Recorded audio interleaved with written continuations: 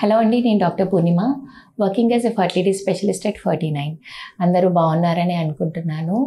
So ఈరోజు topic ఏంటంటే misconceptions గురించి. ఐవీఎఫ్కి సంబంధించి చాలామందికి మిస్కన్సెప్షన్స్ ఉన్నాయండి ఐవీఎఫ్ ట్రీట్మెంట్కి సంబంధించి. బికాజ్ నేను లైవ్గా ఆల్మోస్ట్ ఎవ్రీడే ఫేస్ చేసే క్వశ్చన్స్ ఇవి. అందుకని అట్లాంటి క్వశ్చన్స్కి ఒకేసారి అందరికీ ఆన్సర్ చెప్దామని చెప్పి వీడియో చేస్తున్నాను. ఏంటంటే చాలామంది కపుల్స్ కూడా మేము ఐవీఎఫ్ ట్రీట్మెంట్ అని చెప్పినప్పుడు ఏమంటారంటే, మేడం ఇంజెక్షన్స్ తీసుకున్న తర్వాత బాగా లావ్ అయిపోతారంట కదా, లేదంటే ఇంజెక్షన్స్ చాలా పెయిన్ఫుల్ ఉంటాయంట కదా, ఇంజెక్షన్స్ తీసుకోలేక చాలామంది ఏడుస్తారంట కదా, ఇంజెక్షన్స్ తర్వాత కూడా చాలా సైడ్ ఎఫెక్ట్స్ ఉంటాయంట కదా, లాంటి క్వశ్చన్స్ చాలామంది అడుగుతూ ఉంటారు. కొందరు అడగక బ్రెయిన్లోనే లోపలే ఉంచేసుకుంటారు. అలా ఉంచుకొని కూడా చాలామంది ఐవీఎఫ్ ట్రీట్మెంట్ అనగానే భయపడుతూ ఉంటారనమాట. సో అట్లాంటి అపోహలన్నీ దూరం చేయడానికే నేను ఈరోజు వీడియో చేస్తున్నానండి. అండ్ ఐవీఎఫ్ ట్రీట్మెంట్ గురించే కాకుండా ఐవీఎఫ్తో వచ్చిన ప్రెగ్నెన్సీ నార్మల్ ప్రెగ్నెన్సీ అయినా, అది నార్మల్ ప్రెగ్నెన్సీలానే కంటిన్యూ అవుతుందా, పుట్టిన బేబీ నార్మల్గానే ఉంటుందా, డెలివరీ తర్వాత మా సిచ్యువేషన్ ఎలా ఉంటుంది, ఇలాంటి డౌట్స్ చాలామంది couples, even educated couples who are highly educated అందరూ కూడా అడుగుతున్నారనమాట. సో దాన్ని బట్టి నాకు అర్థమైంది ఏంటంటే ఐవీఎఫ్ ట్రీట్మెంట్కి సంబంధించి చాలా మిస్కన్సెప్షన్స్ ఉన్నాయి సొసైటీలో. అట్లాంటి మిస్కన్సెప్షన్స్ అన్నీ దూరం చేయడానికని నేను ఈ వీడియో చేస్తున్నాను. So coming to the first దాంట్లో ఏంటంటే వెయిట్ గెయిన్. మేడం నేను ఐవీఎఫ్ ఇంజెక్షన్స్ తీసుకున్న తర్వాత మా ఫ్రెండ్ ఒకరు చాలా వెయిట్ గెయిన్ అయిపోయారు మేడం అంటారనమాట. So that is totally false అండి. మేము ఎంతో మందికి ఒక పర్ డే ఒక 10 to 15 మెంబర్స్కి మేము సజెస్ట్ చేస్తూ ఉంటాము, ఇంజెక్షన్స్ తీసుకుంటూ ఉంటారు. We have never seen weight gain అన్నది. ఈ weight gain it can be due to ఈ స్ట్రెస్ వల్ల కానీ, లేదంటే ఐవీఎఫ్ తర్వాత చాలామంది ప్రొలాంగ్డ్ రెస్ట్ తీసుకుంటూ ఉంటారు, అసలు స్ట్రిక్ట్ బెడ్ రెస్ట్ తీసుకుంటూ ఉంటారు, ఇర్రెగ్యులర్గా ఫుడ్ తీసుకుంటూ ఉంటారు, దానివల్ల అయి ఉండొచ్చు. బట్ ఐవీఎఫ్ ఇంజెక్షన్స్ తీసుకున్నందువల్ల వెయిట్ గెయిన్ అయిపోయి లావ్ అయిపోయాము అన్న వాళ్ళనైతే నేను ఇప్పటివరకు అయితే చూడలేదండి. So that is totally wrong thing.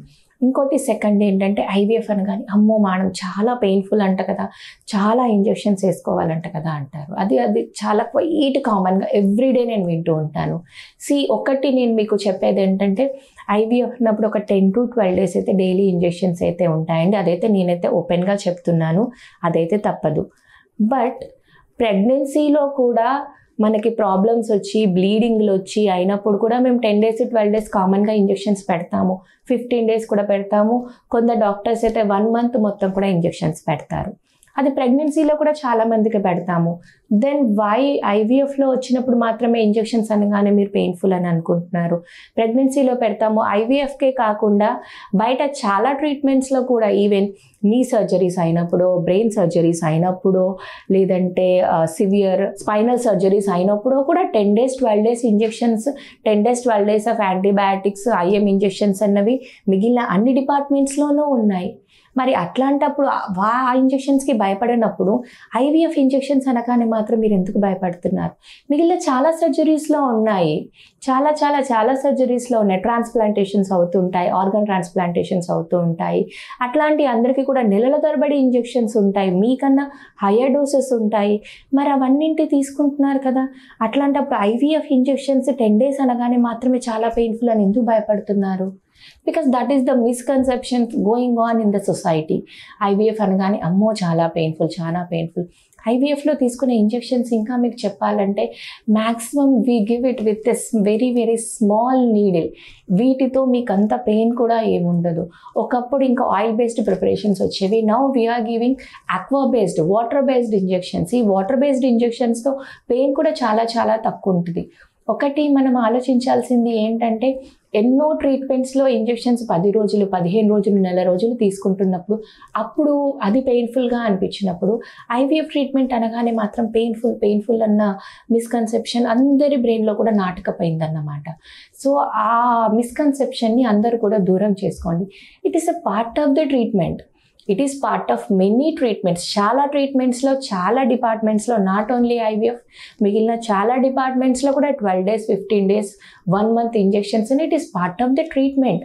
So ఇది పార్ట్ ఆఫ్ ద ట్రీట్మెంట్గా మీరు అనుకోండి తప్ప చాలా పెయిన్ ఉంటుందట అన్నది మీ బ్రెయిన్లోంచి ఫస్ట్ ఆఫ్ ఆల్ తీసేయండి. Because we're doing the treatment for some purpose. ఒక పర్పస్ కోసం మనకు ఒక బేబీ కావాలని మనం అనుకుంటున్నాం కాబట్టి కొంచెం కష్టపడాలి దానికోసం అని. బికాస్ ప్రెగ్నెన్సీ వచ్చాక కూడా ప్రెగ్నెన్సీలో కూడా చాలాసార్లు మేము ఇంజెక్షన్స్ అనేవి కంటిన్యూస్గా ఇస్తాము. ఈవెన్ న్యాచురల్ కన్సెప్షన్ ఏ ట్యాబ్లెట్స్ వాడకుండా న్యాచురల్గా కన్సీవ్ అయిన వాళ్ళకి కూడా మధ్యలో బ్లీడింగ్ కావడము, లేదంటే ఉమ్మనీరు పోవడము, అట్లాంటి వాళ్ళని కూడా వారం రోజులు 10 రోజులు అడ్మిట్ చేసుకొని వాళ్ళకి కూడా ఇంజెక్షన్స్ అనేవి పెడతాము. సో ఈ 10 రోజుల ఇంజెక్షన్స్, 15 రోజుల ఇంజెక్షన్ అన్న కాన్సెప్ట్ని మీరందరూ కూడా మీ మనసులోంచి తొలగించేసుకోండి. Because we're doing it for your sake, for the sake of your conception. మీకు ఒక బేబీ కావాలని చెప్పి ఇదంతా ట్రై చేస్తున్నాము. సో ఐవీఎఫ్ అన్నది పెయిన్ఫుల్. ఐవీఎఫ్లో ఇంజెక్షన్స్ ఉంటాయి, బట్ ఐవీఎఫ్ ఒక్క దాంట్లోనే ఉండవు, ఇంకా చాలా వాటిలో కూడా ఉంటాయి. సో ఆ మిస్కన్సెప్షన్ని మీ మనసులోంచి తీసేసేయండి. ఇంకొకటి ఏంటంటే, ఐవీఎఫ్తో వచ్చిన ప్రెగ్నెన్సీ న్యాచురల్ ప్రెగ్నెన్సీ లానే కంటిన్యూ అవుతుందా, లేదంటే ఇంకా ఎక్స్ట్రా ట్రీట్మెంట్స్ ఏమైనా తీసుకోవాల్సి వస్తుందా? ఐవీఎఫ్ అంటే మనం ఏదో ఆర్టిఫిషియల్గా బేబీని ఎక్కడి నుంచో తీసుకొచ్చేసేయట్లేదు. మీ కణమే, మనిషి ఎంబ్రియోని మీ ఎగ్గే మీ గర్భసంచిలోనే పెడుతున్నాము. So it is nothing artificial. Baby is never artificial. The procedure where we are conceiving the baby అన్నది మాత్రం we are doing outside of the body. దాన్ని కూడా ఆర్టిఫిషియల్ అన్నమండి. It is in vitro fertilisation, that's it.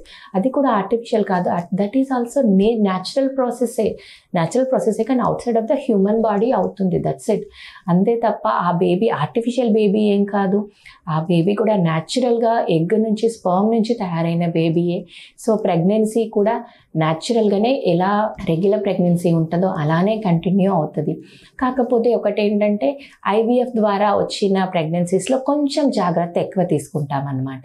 ఎందుకంటే ఎంతో treatment తీసుకున్న తర్వాత, ఎన్నో ప్రాబ్లమ్స్ని ఫేస్ చేసిన తర్వాత వచ్చిన ప్రెగ్నెన్సీ కాబట్టి రెగ్యులర్ ప్రెగ్నెన్సీ కన్నా కొంచెం జాగ్రత్తలు ఎక్కువ చెప్తాము. 1-2 ఇంజెక్షన్స్ ఎక్కువ పెడతాము, స్కాన్స్ కొంచెం ఫ్రీక్వెన్సీగా ఇస్తాము. Because this is very very precious pregnancy. అంతకు మించి జనరల్ ప్రెగ్నెన్సీ అంటే ఒక నార్మల్గా కన్సీవ్ అయిన ప్రెగ్నెన్సీకి, ఐవీఎఫ్ ప్రెగ్నెన్సీకి తేడాలు ఏమీ ఉండవండి. కొంచెం జాగ్రత్తలు ఎక్కువ చెప్తాము, కొంచెం ట్యాబ్లెట్స్ 1-2 ఎక్స్ట్రా ఉంటాయి. అంతకు మించి it is no way different from a natural pregnancy. పుట్టిన బేబీస్ కూడా హెల్తీగానే ఉంటారు. నెక్స్ట్ ప్రెగ్నెన్సీస్లో కూడా మీకేమీ కాదు. డెలివరీ అయిన తర్వాత కూడా, న్యాచురల్గా డెలివరీ అయిన తర్వాత మీ బాడీ ఎలా రిగ్రెస్ అయ్యి నార్మల్కి వచ్చేస్తుందో, ఐవీఎఫ్ కన్సెప్షన్తో డెలివరీ అయిన వాళ్ళకి కూడా సేమ్ ప్రాసెస్ ఉంటుందండి. డెలివరీ తర్వాత బాడీ సేమ్ నార్మల్కి వచ్చేస్తుంది. అంతే తప్ప ఐవీఎఫ్తో డెలివరీ అయిన వాళ్ళు ఇంకొక రకంగా, న్యాచురల్గా డెలివరీ అయిన వాళ్ళు ఇంకొక రకంగా బాడీ అలా రెస్పాండ్ కాదు. So this is also natural pregnancy only, ఇదేమీ ఆర్టిఫిషియల్ కాదు. సో ఇట్లాంటి డౌట్స్ మీ బ్రెయిన్లో ఉన్న, మీ మనసులో ఉన్న ఇట్లాంటి అపోహలు ఏదైనా పెట్టుకొని మీరు మీ ట్రీట్మెంట్కి ముందడుగు వేయలేకపోతే, ఈ వీడియో చూసిన తర్వాత అయినా అట్లాంటి డౌట్స్ అన్ని కూడా క్లారిఫై చేసుకొని సక్సెస్ఫుల్గా ముందడుగు వేసి ట్రీట్మెంట్ తీసుకోండి.